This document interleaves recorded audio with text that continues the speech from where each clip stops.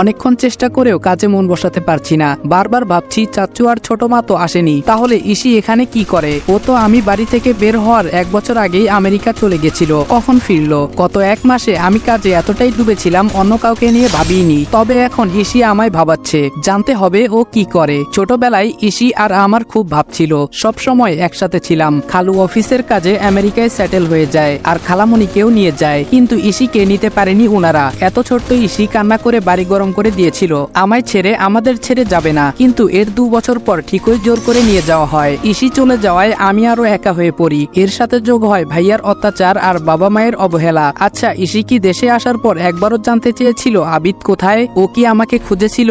এসব ভাবতে ভাবতে কখন চোখ লেগে যায় টের পাইনি। সকালের মিষ্টি রোদের আলো চোখে পড়ায় ঘুম ভেঙে যায়। আজ মনে হয় বেশি ঘুমিয়েছি। রাতে ভাবতে ভাবতে ঘুমিয়ে গেছি, তাই অ্যালার্মের কথা মাথায় আসেনি। জলদি উঠে চট করে ফ্রেশ হয়ে বেরিয়ে যাই। বাইকে থাকা অবস্থায় ফোন বাজে। আমি ফোন রিসিভ করে বললাম অপেক্ষা করতে বলুন, আমার আর 2 মিনিট লাগবে। গেটের সামনে বাইকটা থামিয়ে দেখলাম 4টে ছেলে দাঁড়িয়ে আছে, এক একজন দেখতে মাশাআল্লাহ। আমায় দেখে তারা সালাম দিল। আমি সালামের জবাব নিয়ে বললাম আমার সাথে এখানে কথা বললে সন্দেহ করবে, তোমরা বিল্ডিং এর পেছনে যাও, ইন্টারভিউ দেওয়ার এখনো অনেক সময় বাকি। একজন বলল ওকে স্যার। আমি বাইকটা পার্ক করে পেছন দিকে চলে গেলাম। ওরা আবার স্যালুট জানালো। একজন বলল স্যার আমার নাম রাতুল, অপরজন বলল আমি আয়াস, তৃতীয় জন বলল আমি নীরব, শেষজন বলল আমি অগ্নি। আমি বললাম তোমরা সবাই সেম পোস্টে তো? আয়াস বলল ইয়েস স্যার। আমি বললাম গুড, তবে এখানে আমাকে তোমরা স্যার স্যার করবে না, নাম নিয়ে ডাকবে, কারণ অনেক রিকোয়েস্ট করে গ্রামের ছোটবেলার বন্ধু এসব বলে চাকরি ম্যানেজ করেছি, তাই এমন কিছু করবে না যার দ্বারা কেউ বিন্দুমাত্র সন্দেহ করতে পারে।